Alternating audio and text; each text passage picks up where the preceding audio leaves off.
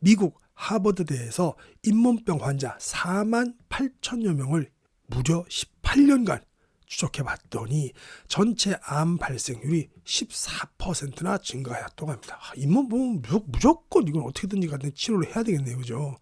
만병의 근원입니다. 만병의. 특히 췌장암과 신장암, 폐암에 걸릴 확률은 30에서 50%까지 높아졌다고 합니다. 췌장암, 신장암, 폐암 이게 제일 사실 골치 아픈 암이잖아요. 수술도 못하고 그죠. 연구팀은 치주질환이 생겼을 때 형성되는 염증성 유도인자에 의해서 암이 발생되고 또는 가속화된다고 설명했습니다. 스웨덴 카롤린스카 연구소 치의학부 연구팀은 유명하죠. 카롤린스카 대학은 노벨상을 뽑는 대학입니다. 거기서 시상도 하지만 여기 있는 연구진들, 여기 있는 교수님들이 노벨 의학상을 갖다가 선정하시고요. 그 대학에서 칫솔질을 소홀히 하면 조기 사망의 위험성이 80%나 무려 80%나 높아질 수 있다고 발표해서 학계의 주목을 받기도 했습니다. 이 연구팀은 1985년 이래 스톡홀름에 거주하는 성인 1390명을 무작위로 선발해서 무려 24년 동안 추적 조사를 실시했습니다. 그 결과 안녕하세요 시청자 여러분, 오늘도 만나 뵙게 돼서 반갑습니다. 여러분의 소중한 시간을 아껴드리기 위해서 책의 핵심 내용만 쏙쏙 빼서 전달해드리는 건강 스케치입니다. 오늘은요 100세 건강 이 속에 있다, 이빨 속에 있다 이 뜻입니다. 우리 현영근 원장님께서 지으셨는데요, 이렇게 생기셨습니다. 잘생기셨네요. 우리 현영근 교수님께서는 또 특이한 이력이 있습니다. 연세대학교에서 치과대학을 나오셨는데 전문의는 고려대학교에서 받으셨고 또 고려대학교에서 의대 의학 석사 박사과정을 다 마치셨고요. 미국 치과 국가고시도 통과했고 중국 치과 의사도 면허를 취득하셨고요. 그다음에 또 국제적으로 이 임플란트와 관련해 가지고 국내 또 국외 미국 특허를 가지고 계십니다. 이제 글로벌한 치과 전문인으로 보시면 될 것 같아요. 펴낸 곳은 BMK입니다. 오늘 내용 너무 좋아요. 오늘 내용 너무 좋으니까 끝까지 들어보시고 이를 지키는 게 내 건강을 지키다라는 거 제가 총 한 3부 정도 나눠서 시작해 보겠습니다. 오늘은 1부입니다. 치주질환 치료, 암도 예방합니다. 어르신 치아 건강에 대해서 나눈 챕터를 보도록 하겠습니다. 암 예방, 치주질환부터 치료하세요. 평소 잇몸병을 달고 살던 영춘 씨는 건강관리에 힘쓰라는 의사의 경고를 무시하고 50살이 넘을 때까지 줄기차게 술과 담배를 즐겼습니다. 게다가 잇몸 치료는 등한시했었는데 어느 날 직장에서 실시한 건강검진에서 췌장암이 의심되니 정밀검사를 받으라는 얘기를 들었습니다. 이후 영춘 씨는 정밀검사 결과 췌장암을 확진받으셨는데 초기이긴 했지만 워낙 치료가 어려운 병이라 충격을 받았습니다. 그도 그럴 만한 것이 암에 대한 가족력이 없었기에 암은 걱정 안 했는데 암 중에서도 가장 무섭다는 췌장암에 걸렸다는 것이 도저히 믿기지 않았던 것입니다. 영춘 씨처럼 암에 대한 가족력이 없다 해도 잇몸병을 달고 산다면 암 발생률이 크게 증가할 수 있습니다. 암 가족력이 없다고 해도 이 잇몸병, 치주질환을 달고 살면 치주질환뿐만 아니라 다 잇몸병을 달고 살면 암 발생률이 크게 증가할 수 있습니다. 따라서 암을 예방하기 위해서는 규칙적인 양치질과 함께 치주염을 조기에 치료하는 것이 가장 중요합니다.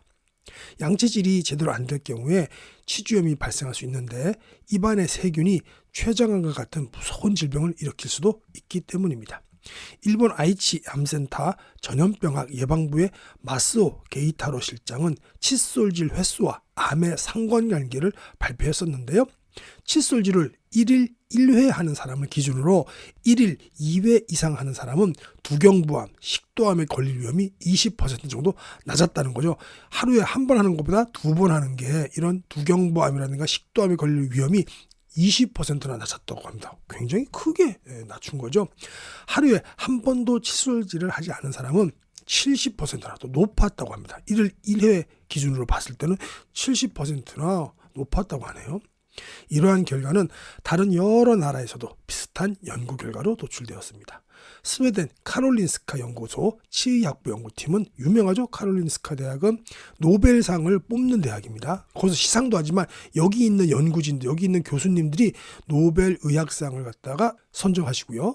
그 대학에서 칫솔질을 소홀히 하면 조기 사망의 위험성이 80%나 무려 80%나 높아질 수 있다고 발표해서 학계의 주목을 받기도 했습니다. 이 연구팀은 1985년 이래 스톡홀름에 거주하는 성인 1390명을 무작위로 선발해서 무려 24년 동안 추적 조사를 실시했습니다. 그 결과 지난 2009년까지 이들 중 58명이 사망을 했는데 이들 사망자의 사망 원인 중 35%가 암인 것으로 집계되었습니다. 주목할 만한 것은 사망자들의 초기 치태 플라그 지수는 한 0.84에서 0.93%로 치아와 잇몸 표면이 대부분 치태로 덮여 있었다는 점입니다. 플라그로 덮여 있었다는 거죠. 이게 1이 되면 다 덮인 거니까 0.84에서 0.93이면 뭐 84%에서 93% 덮여 있다는 소리 같아요. 반면 생존자들의 치태 수치는 0.66에서 0.67% 정도로 부분적으로만 치태가 있었다는 거죠. 이거 플라그 빨리 제거를 해야 되겠네요. 그죠? 충치균이 암을 유발한다는 연구는 충치균이 가진 가볍지 않은 위험성 때문입니다. 충치균은 평소 입안에 살다가 치주질환 등으로 입안에 상처가 생기면 혈관을 타고 들어가서 전신에 염증을 불러일으키고 심장까지 흘러들어갈 수 있는데 암은 염증에서 시작하는 경우가 많기 때문입니다. 결국 충치 때문에 생긴 염증이 온몸을 돌아다니며 건강을 위협한다는 것인데요. 칫솔질을 열심히 하는 것이 얼마나 중요한지를 새삼 깨닫게 됩니다. 그리고 1년에 한 번 우리가 스케일링 할 수 있잖아요. 그거 꼭 받으시기 바랍니다. 건강검진에서 해주는 거죠. 자, 보너스입니다. 췌장암 예방, 진지발리스균 박멸에 힘써야 한다는 챕터인데요. 미국 존스 홉킨스 대학교 연구팀이 췌장암 환자 351명의 타액에서 DNA를 추출하고 비슷한 조건의 환자가 아닌 사람 371명, 그 정도 했네요. 숫자가 비슷하게 DNA와 비교 분석을 실시했는데 그 결과 진지발리스균이 있으면 췌장암에 걸릴 위험이 무려 59%나 더 높은 것으로 나타났다고 합니다. 또 다른 치주질환 세균인 아그레가티 박테르 액티노미세템 코미탄스, 발음도 힘듭니다. 이 박테리아 역시 췌장암에 걸릴 위험을 최소 50% 이상 높이는 것으로 밝혀졌는데 이러한 결과를 뒷받침하는 원인으로 염증 반응이 가장 유력시되고 있다고 합니다.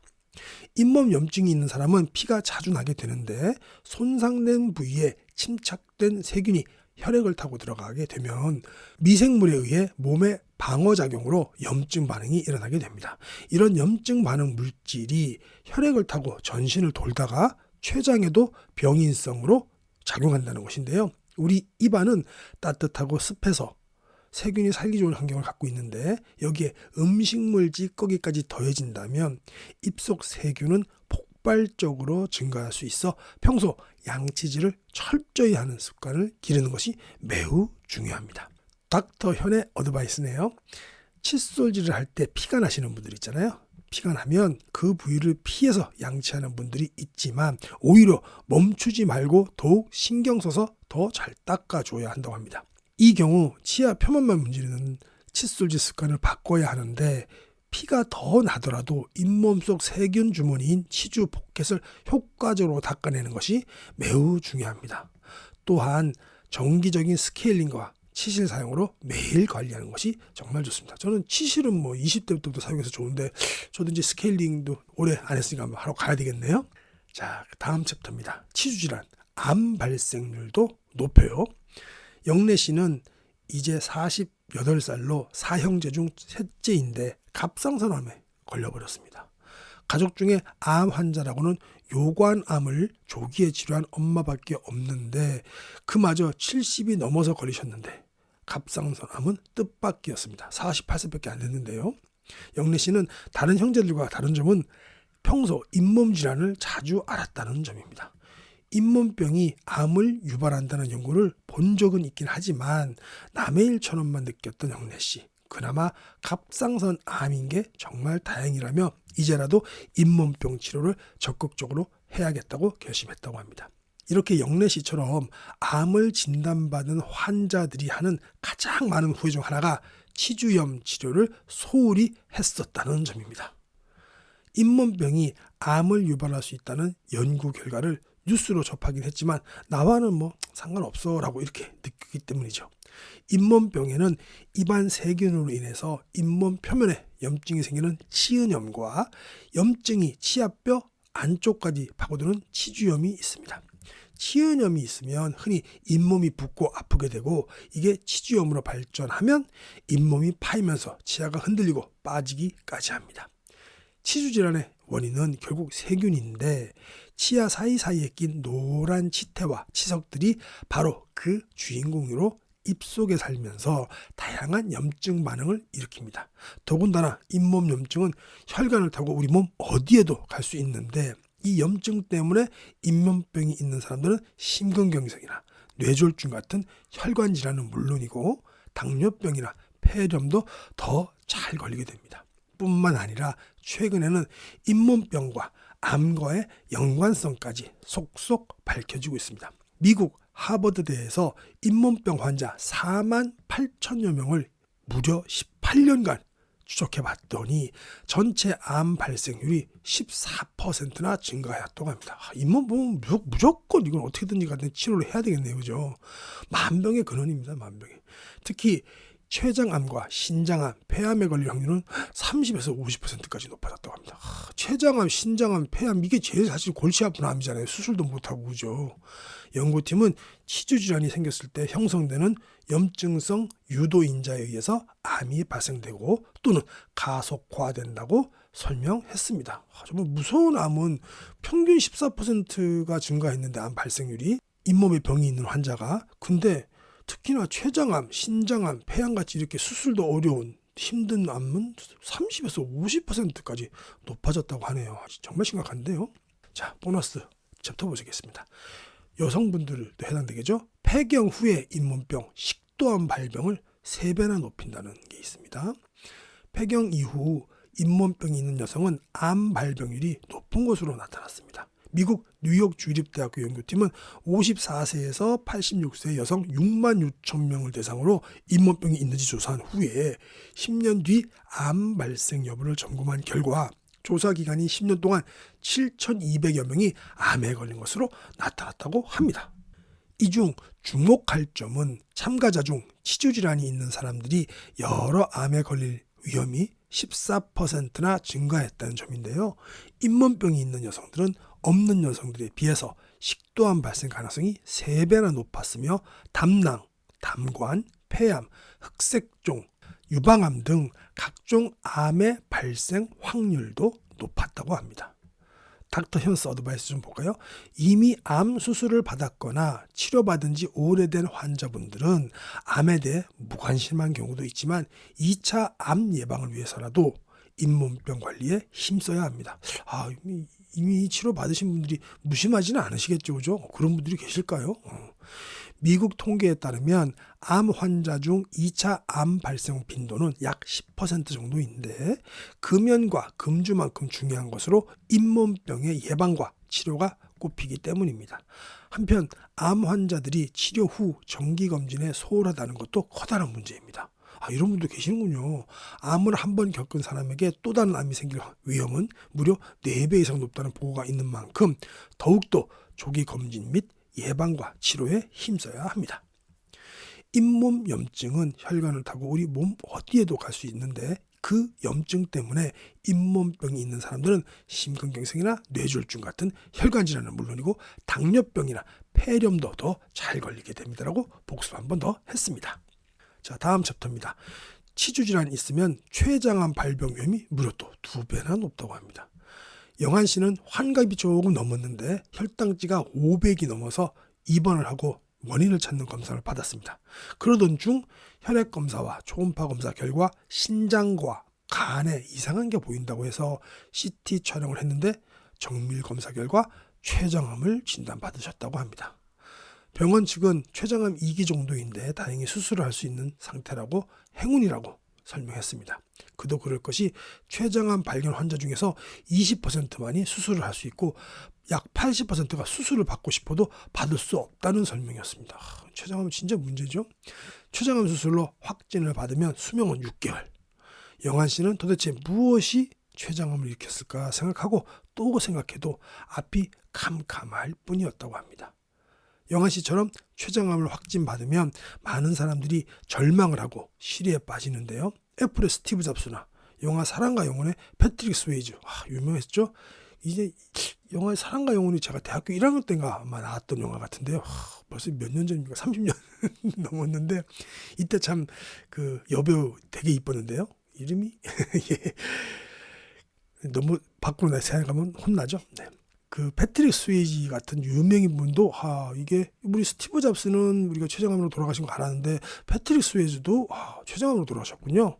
이분들은 이 유명인조차 크게 힘 한번 못 써보고 사망케 한 무서운 질병이 바로 췌장암이라는 것을 잘 알고 있기 때문입니다. 그런데 췌장암을 유발하는 위험한 요인 중 하나가 잇몸 질환이라는 사실은 모르는 경우가 많습니다. 미국 암학회에서도 치아 상실과 치주 질환이 여러 종류의 암에 영향을 준다는 보고가 있었는데 현대의학에서 가장 어렵다고 꼽히는 췌장암에 대한 연구에서 더욱 주목을 받았습니다.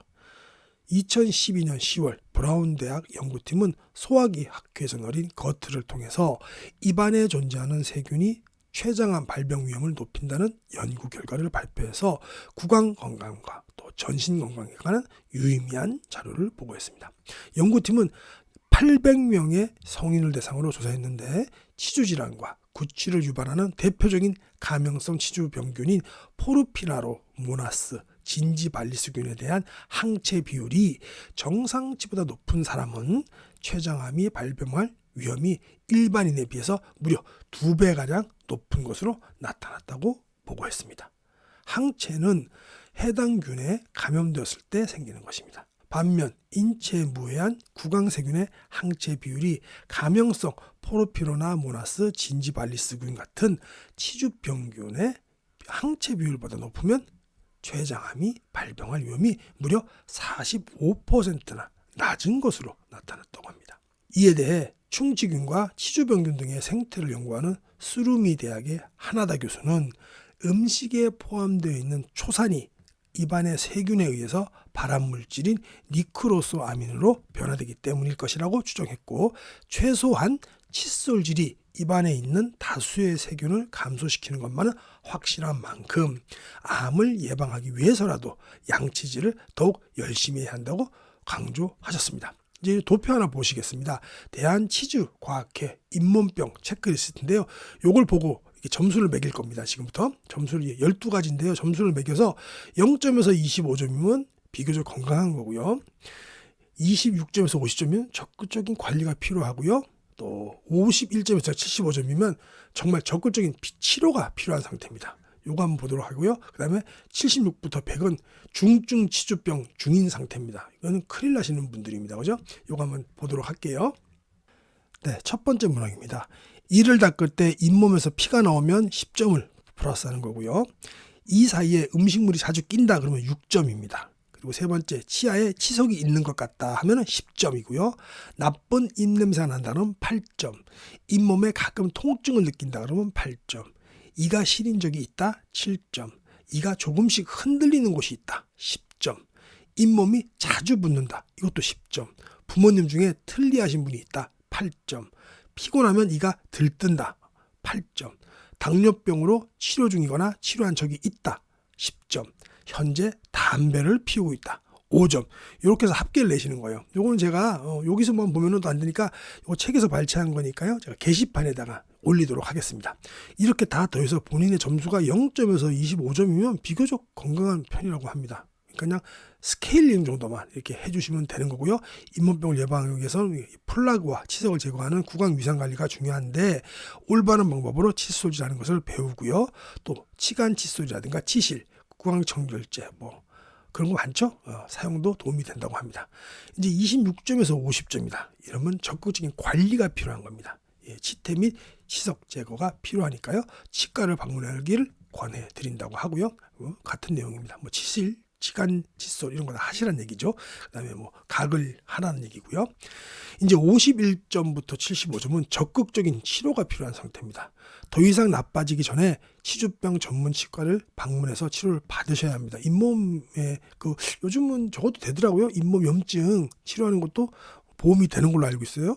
그것도 한번 해보시고, 요즘 또 저 같은 경우도 뭐 저희 집에서 제가 잘 병원을 안 가는데 그 제일 보험료는 비싸면서 실비보험에 다 되잖아요. 지금 10,000원 넘어가면 다 되죠. 그리고 요새는 병원 가면은 병원에서 아싸리 옛날에는 뭐 그걸 찍어서 보내주고 그랬는데 요새는 그냥 카톡으로 그냥 직접 병원에서 쏴주죠. 예, 그러면 그거 바로 보험회사에 청구하면 바로 다음날 10,000원 빼고 딱 꽂혀놔서 돈 나오더라고요. 그런 것도 적극 이용하시고 하시면 좋겠네요. 그래서 하여튼간에 51점부터 75점은 적극적인 치료가 필요하고요. 요게 지금 실제로는 치아를 보시면은 이 치주병은 잇몸 부분에 염증이 있는 것으로만 보이지만 실제로는 치아를 지지하고 있는 잇몸뼈, 치조골이라고 하죠. 요게 녹아내린 경우도 있어요. 그러니까 요거 녹아내리면 이제 못 살리죠. 그러니까 임플란트도 비싸게 해야 되고 아프잖아요. 한 3, 4개월 하더라고요. 저도 지금 임플란트를 3개를 했는데 저 보통 문제가 아니더라고요. 네. 하면 좋은데 하기 전까지 그리고 할 때도 뻥 뚫려 있잖아요. 한 3, 4개월 동안. 굉장히 불편하니까 정말 관리 잘 하셔야 됩니다. 다만 이제 너무 또 힘드시니까 못 하시는 분들도 계죠. 그런 분들도 틀리도 하시죠.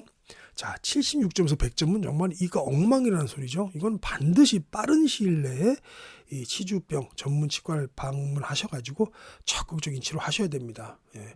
또 못 먹으면 더 힘들잖아요. 이게 합병증들이 많이 발생을 하죠. 반드시 요렇게 지금 아까 점수 보시고 이 몸이 좀 안 좋다 하면 적극적으로 치료하시는 게 좋을 것 같습니다. 저희 그 장인어른이 임플란트 한 10몇 개 하셨는데 너무 건강하십니다. 임플란트도 최근 한 2년 전까지도 1년 전까지도 임플란트 하시고 그랬는데 일단 이빨이 건강하시니까 좋아요. 장인어른도 당뇨가 좀 있으셔요. 당뇨가 있으신데 그래도 뭐 빵 같은 것도 드시는데 운동 열심히 하십니다. 새벽에 한 4시, 5시면 일어나셔갖고요. 한 2시간씩 운동 열심히 하시고 또 뭐 약주도 가끔 드시고 그렇게 편하게 생활하시더라고요. 근데 단 장인어른은 진짜 이빨은 되게 좋습니다. 이미 뭐 임플란트도 10몇 개 싹 해가지고 이가 아주 그냥 뭐 깔끔하십니다. 그러니까 뭐 먹는 거에 불편함이 없으시니까 건강하시더라고요. 70 중반이신데도 너무 건강하십니다. 앞으로도 뭐 가족 100세 넘도록 잘 사실 것 같아요. 자, 다시 책으로 돌아와서요.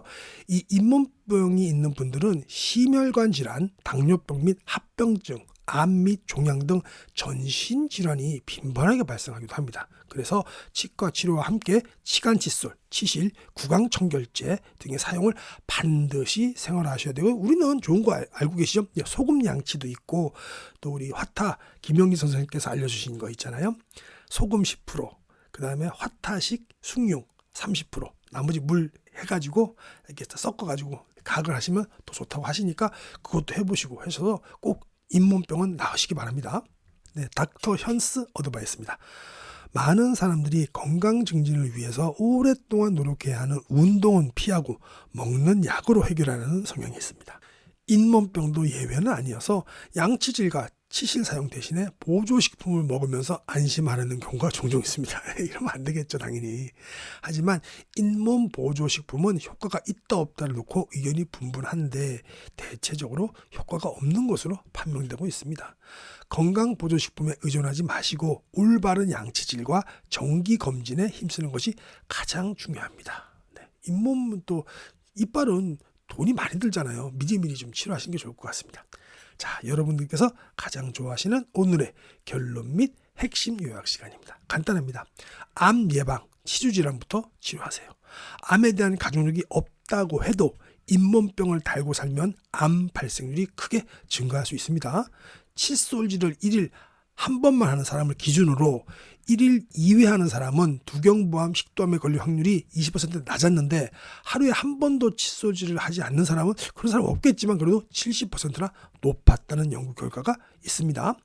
또 노벨상으로 유명한 스웨덴 카롤린스카 연구소 치의학부 연구팀은 칫솔질을 소홀히 하면 조기 사망의 위험성이 80%나 높아질 수 있다고 발표해서 학계의 주목을 받았습니다. 24년 동안 추적 조사를 했는데 이 플라그 지수가 높은 사람들 0.84에서 0.93%인 사람들은 이 대부분이 치아로 높여 있다는 건데요. 이런 분들이 높았죠. 반면 생존자들의 치태 수치는 0.66에서 0.67%로 이것보다 훨씬 낮았죠. 네. 그렇게 보시면 될 것 같으니까요. 우리 치태 제거 꼭 하시기 바랍니다.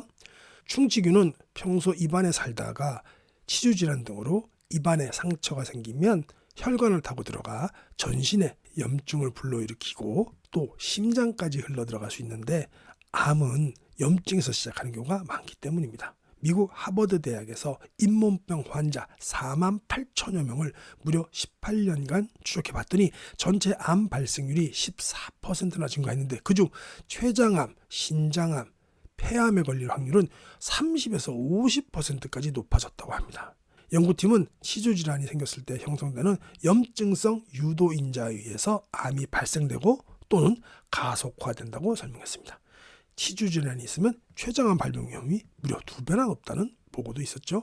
연구팀은 800여 명의 성인을 대상으로 조사했더니 치주질환과 구취를 유발하는 대표적인 감염성 치주병인 포르피나로 모나스 진지발리스균에 의한 항체 비율이 정상치보다 높은 사람은 췌장암이 발병할 위험이 일반인에 비해서 무려 2배가량 높은 것으로 나타났다고 보고했습니다.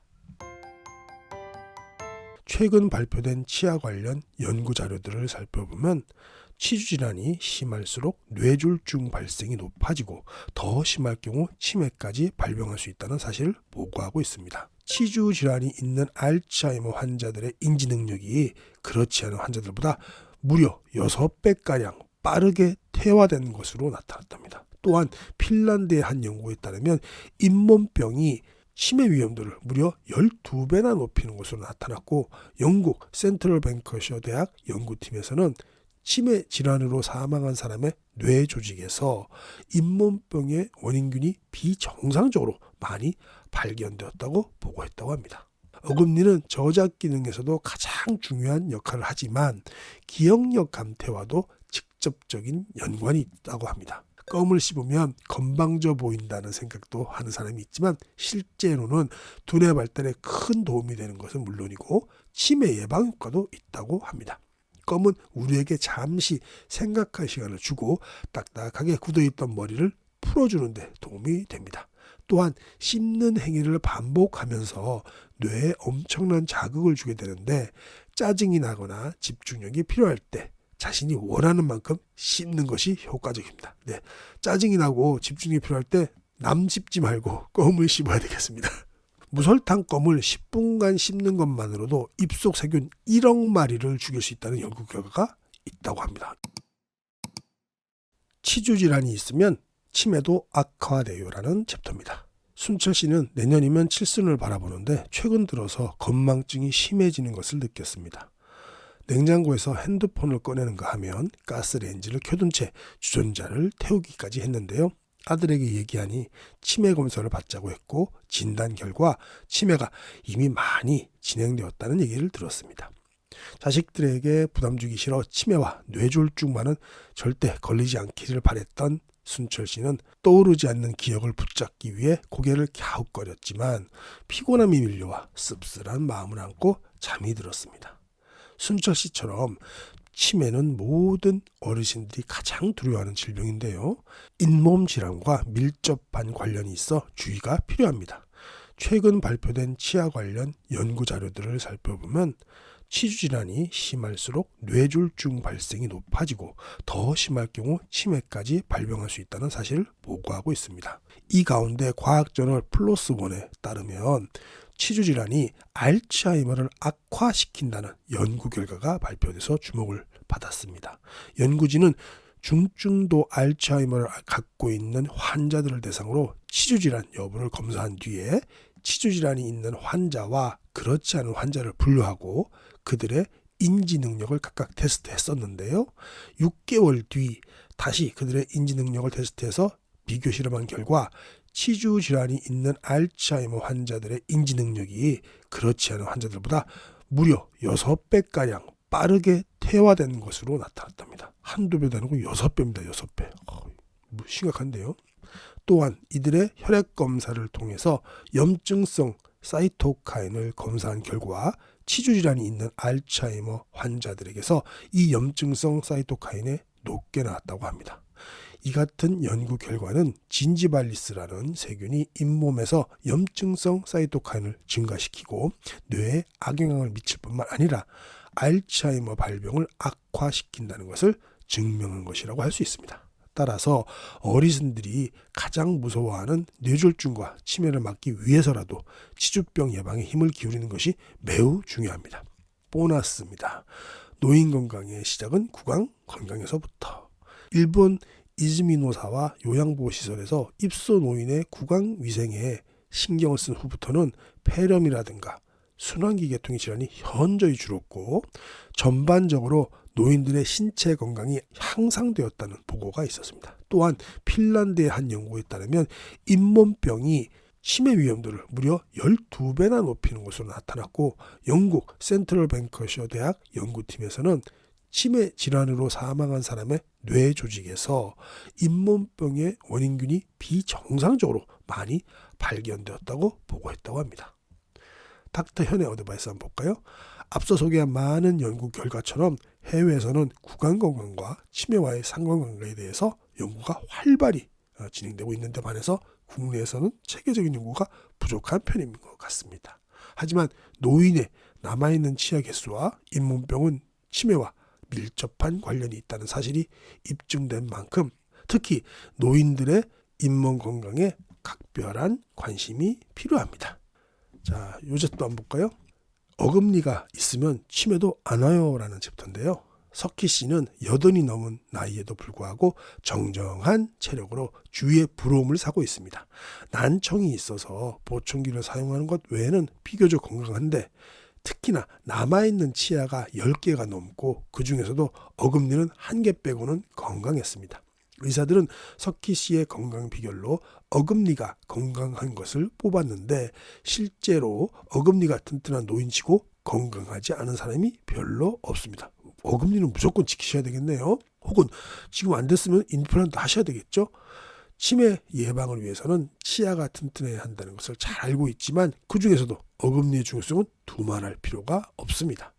어금니는 저작 기능에서도 가장 중요한 역할을 하지만 기억력 감퇴와도 직접적인 연관이 있기 때문인데요. 실제로 치아가 없는 실험용지는 기억력이 떨어지는 등 알츠하이머병 증상이 심해진다는 실험 결과도 있습니다.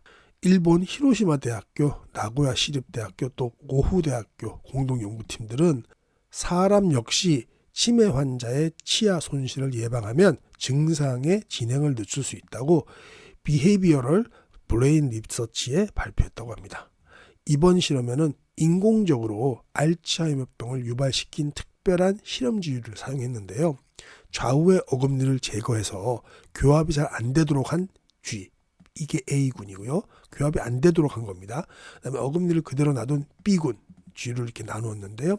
발치 이후 4개월이 지나고 나서 학습 기억 능력의 변화를 비교했던 것인데요. 그 결과 교합을 유지시킨 B군의 G는 모두 능력의 변화가 없었는데 하지만 A군에서는 10마리 중 6마리에서 능력 저하를 보였다고 합니다. 60%가 쉽게 말해서 능력 저하를 보였네요. 어금니 교합이 되는지 안 되는지가 가장 중요하네요. 그죠? 특히 능력이 떨어진 주위에는 뇌에서 기억을 담당하는 해마 부분의 신경세포 수가 적어졌고 세포 크기도 작아졌다고 합니다. 하지만 능력이 저하된 쥐와 그렇지 않은 쥐 간에 베타 아밀로이드 단백질의 양에는 차이가 없었다고 합니다. 이게 베타 아밀로이드 단백질이 대표적으로 치매를 일으키는 걸로 알고 있는데 이 양의 변화는 없었는데도 불구하고 A집단, B집단 이렇게 다른 거 보면 역시 그 어금니의 중요성이 대두되네요. 보너스 챕터입니다. 어금니 꽉 깨무시는 분들이 있죠. 가끔가다 보시면 이거 턱관절을 조심해야 된다는데요. 한번 보겠습니다. 긴장을 하거나 화가 날 때 어금니를 깨무는 습관을 가진 사람들이 있는데 이런 습관은 치아는 물론이고 턱관절에까지 해가 될 수 있다고 합니다. 턱관절은 귀 뒤쪽에 있는 관절로 아래턱뼈와 머리뼈 사이에 디스크와 인대, 근육 등으로 이루어져 있는데요. 그 가운데 디스크는 뼈와 뼈 사이에 쿠션 역할을 합니다. 디스크는 어디나 허리도 그렇고 다 쿠션 역할을 하죠. 이 디스크가 제 위치에서 벗어나서 입을 벌렸다 담을 때 뼈가 걸려갖고 통증을 느끼게 되는 것입니다. 턱관절에 문제가 생기면 당장 아픈 것도 문제지만 치아 교합이 잘 안 돼서 얼굴형까지 변하는 경우가 많다고 합니다. 주로 스트레스가 원인인데요. 계속된 스트레스가 턱 주변의 근육을 긴장시키고 턱에 무리를 주게 되고 또 심하면 디스크가 이탈되어서 두통이나 어깨 통증 등을 일으키는 것입니다. 딱딱한 음식은 피하는 것이 좋고 음식을 한쪽으로 씹는다든지 잘못된 자세나 불규칙적인 생활도 턱 관절에 무리를 줄 수 있다는 점을 기억해야 합니다. 닥터 현스 어드바이스 좀 볼까요? 어금니가 없어가지고 다른 치아로 어금니의 기능을 사용하려 한다면 예기치 않은 부작용이 생길 수 있습니다. 특히 어금니 대신에 앞니로 음식을 드시는 경우도 있죠. 금세 얼굴형이 변하게 된다고 하네요. 조심해야 되겠습니다. 어금니의 경우 심미적인 측면뿐 아니라 전신 건강에 지대한 영향을 미치기 때문에 발치 이후 빠른 시기에 임플란트를 심는 것이 도움이 될 수 있습니다. 어금니는 저작 기능에서도 가장 중요한 역할을 하지만 기억력 감퇴와도 직접적인 연관이 있다고 합니다. 실제로 실험용 쥐를 통한 실험 결과 치아가 없는 쥐가 기억력이 떨어지는 등 알츠하이머병 증상이 심해지기도 했습니다. 자, 이제부터는 치아도 지키고 치매도 예방할 수 있는 방법을 볼까요? 수시로 껌을 씹으라고 합니다. 예진이 엄마는 최근 들어 기억력이 떨어지는 것을 종종 느꼈는데 검사를 해보니 경도인지장애라고 하는 치매 초기에 해당했습니다. 경도인지장애가 되면 치매에 걸릴 확률이 훨씬 더 높았죠. 다만 증상이 심하지 않기 때문에 두뇌를 개발하는 훈련 등을 권유받았는데요. 더불어 자일리톨 껌을 자주 씹으라는 얘기도 들었습니다. 평생 껌을 씹어본 적이 없던 예진이 엄마. 약간 의아한 느낌이 들었지만 껌을 씹으면서 무언가 기분이 좋아지는 느낌을 받았습니다.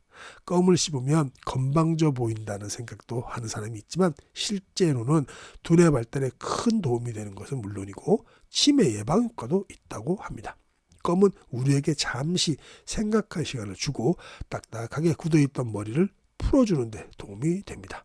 또한 씹는 행위를 반복하면서 뇌에 엄청난 자극을 주게 되는데 짜증이 나거나 집중력이 필요할 때 자신이 원하는 만큼 씹는 것이 효과적입니다. 네, 짜증이 나고 집중력이 필요할 때 남 씹지 말고 껌을 씹어야 되겠습니다. 실제로 패스트푸드나 인스턴트 식품 등의 부드러운 음식이 유통되며 식생활의 중심을 차지하게 되면서 옛날보다 씹는 횟수가 줄어들었습니다.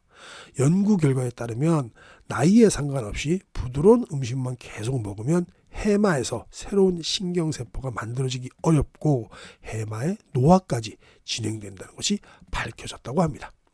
따라서 현대인의 부족한 씹는 횟수를 껌으로 보충하면 그만큼 뇌도 활성화되어 치매에 덜 걸리게 된다는 거죠. 이제 껌을 씹기 싫으신 분들은 뭐 밥을 먹을 때 많이 씹으시면 되겠죠. 근데 저도 항상 말씀드리지만 밥을 뭐 많이 안 씹고 삼키는 것 같아요. 오늘 또 한번 또 주의를 하게 되네요.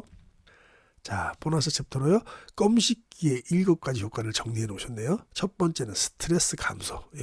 남 씹지 말고 껌을 씹으면 스트레스가 감소가 되네요. 소화와 배변 활동에 도움이 된다고 합니다. 치석 제거 및 충치 예방. 이거 자일리톨 껌의 하나에서 그런 거죠. 뭐 다른 설탕이 들은 껌은 안 되겠죠. 구강 건조증도 예방되고요. 치매 예방되고. 이게 참 제일 크네요. 스트레스하고 치매 예방이 제일 크네요. 그죠? 각성 효과 및 집중력 향상도 되고요. 이거는 또 우리가 제 세대 때는 알고 계시겠지만 마이클 조던 있잖아요. 농구의 신, 지금도 살아있는 신이고요. 그 이후로도 뭐 르브론 제임스가 좀 있긴 하지만 필적할 만한 사람이 없죠. 아직도 뭐 수조원을 벌고 있는 조단으로 우리 아이도 얼마 전에 옷 사줬는데 조단 옷 괜찮더라고요. 멋있는데 이게 어떤 데서 샜는데 마이클 조단도 항상 농구할 때 뭐 껌 씹죠, 그죠? 저는 껌 하면 마이클 조단밖에 생각 안 나더라고요. 자, 다시 책으로 돌아서요. 7번째, 다이어트 효과까지 있다니까요. 껌 한번 씹어보시기 바랍니다. 닥터현의 어드바이스 보겠습니다. 무설탕 껌을 10분간 씹는 것만으로도 입속 세균 1억 마리를 죽일 수 있다는 연구 결과가 있다고 합니다. 1억 마리입니다. 1억 마리 10분 동안. 이는 입속에서 분비된 침이 껌과 섞이면서 박테리아가 달라붙어 죽기 때문이라고 하는데요. 이 밖에도 밝혀진 많은 효능이 있는 만큼 나이가 들수록 껌을 자주 씹는 것이 큰 도움이 될 수 있겠습니다. 치매 예방도 되고 만병의 또 시작인 잇몸 질환, 이걸 예방할 수 있겠네요. 껌을 씹으면 뇌가 활성화되어 치매에 덜 걸리게 되고 입속 세균을 잡을 수가 있습니다. 자, 여러분들께서 가장 좋아하시는 오늘의 결론 및 핵심 요약을 해보도록 하겠습니다. 우리는 언제나 까마귀 고기를 먹죠. 치주 질환이 있는 알츠하이머 환자들의 인지 능력이 그렇지 않은 환자들보다 무려 6배가량 빠르게 퇴화된 것으로 나타났고요. 염증성 사이토카인을 검사한 결과 치주질환이 있는 알츠하이머 환자들에게서 염증성 사이토카인이 높게 나타났다고 합니다. 잇몸병이 치매 위험도를 또 12배나 높인다고 보고된 바도 있습니다. 어금니가 없으면 안 좋으니까요. 어금니 있으면 치매도 안 와요라는 챕터인데요. 실제로 어금니가 튼튼한 노인치고 건강하지 않은 사람이 별로 없습니다. 아까 실험 기억나시죠? 어금니를 일부러 뺀 A와 교합을 유지한 B군의 쥐는 모두 능력의 변화가 없었는데요. 하지만 A군에서는 10마리 중 6마리에서 능력 저하를 보였다는 거죠. 이 어금니는 저작 기능에서도 가장 중요한 역할을 하지만 기억력 감퇴와도 직접적인 연관이 있다고 했습니다. 실제로 실험용 쥐를 통한 실험 결과 치아가 없는 쥐가 기억력이 떨어지는 등 알츠하이머병 증상이 심해지기도 했습니다. 자, 치매 예방 수시로 껌 씹으세요.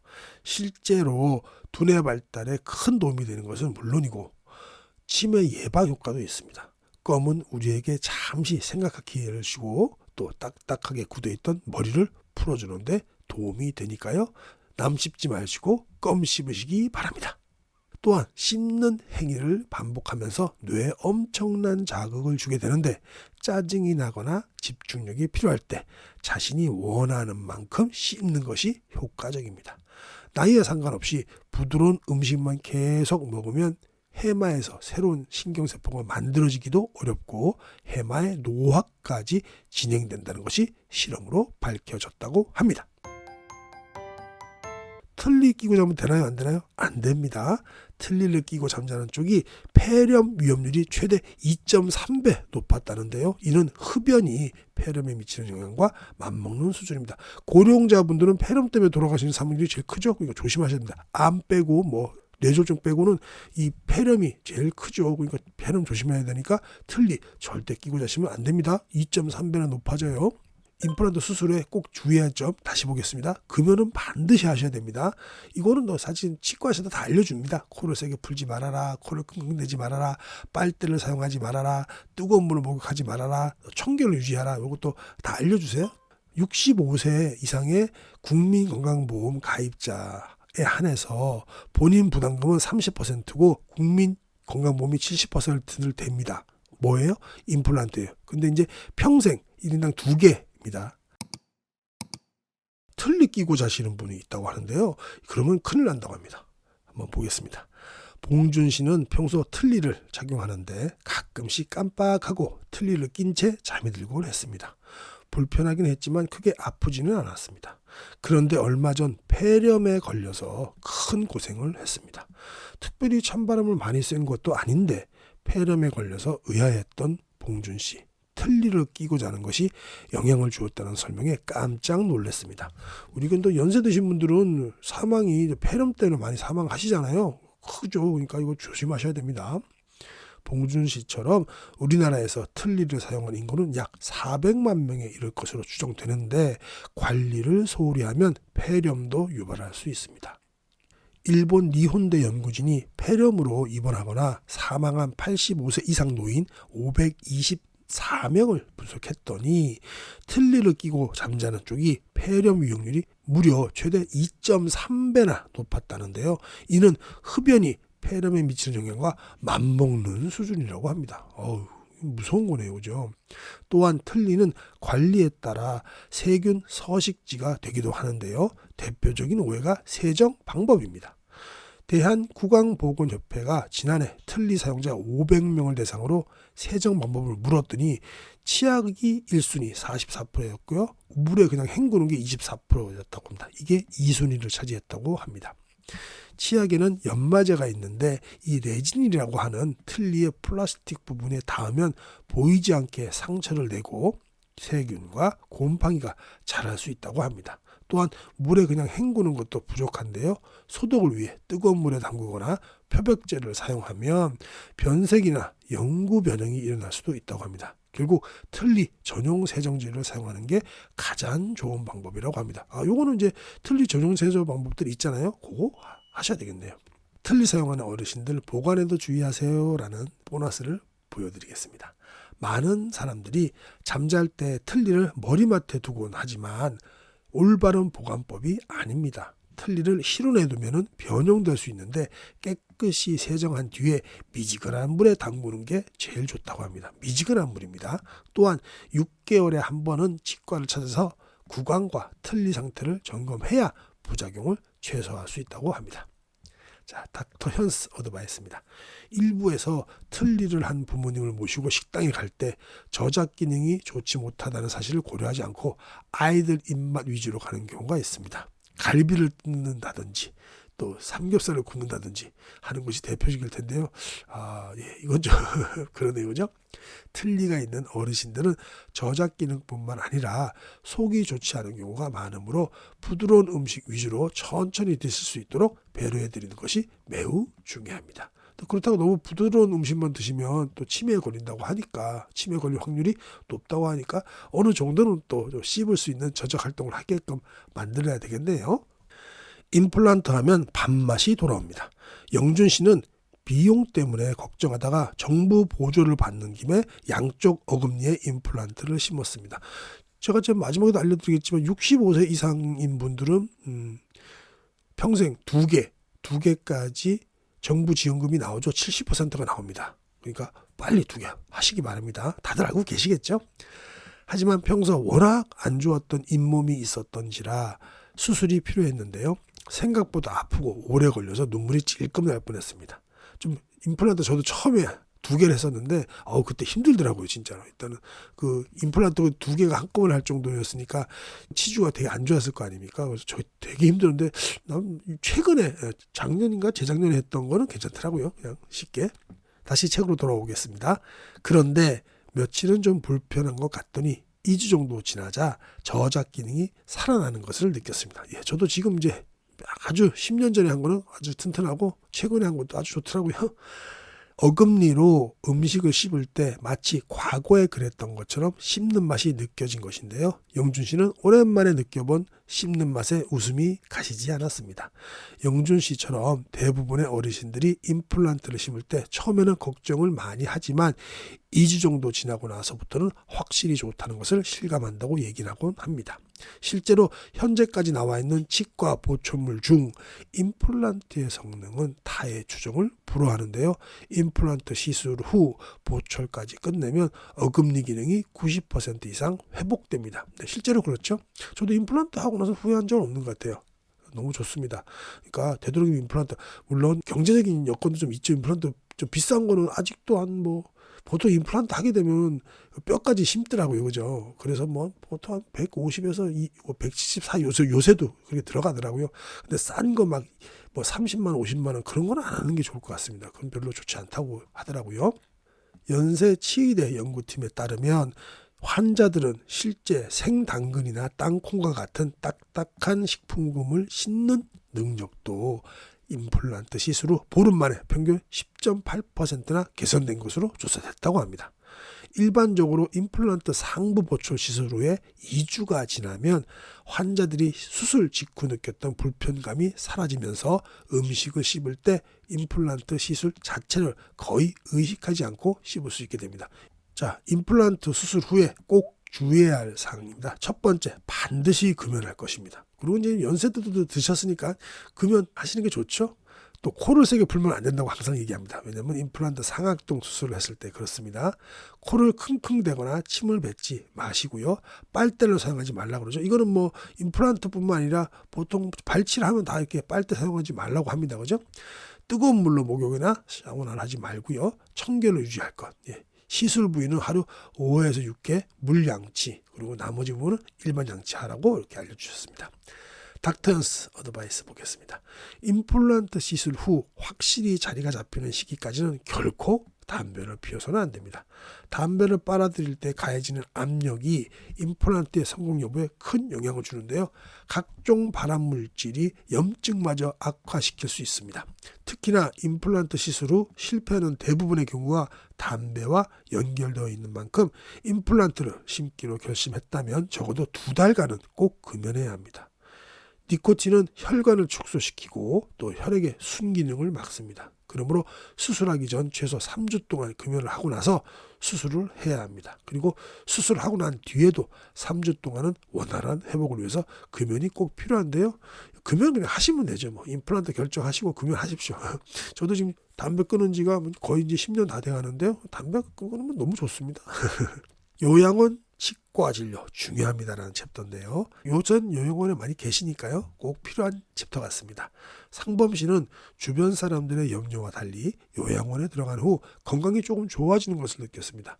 평상시 혼자 지낼 때는 양치질조차 하는 동 마는 동 했는데 요양보호사가 양치질을 도와주면서 입안이 개운하고 밥맛도 좋아지셨다고 합니다. 다행이네요. 특히나 요양원에서는 정기적으로 치과 치료를 해주었는데 그 이후부터 감기에 잘 안 걸리는 것 같고 기분이 좋았다고 합니다.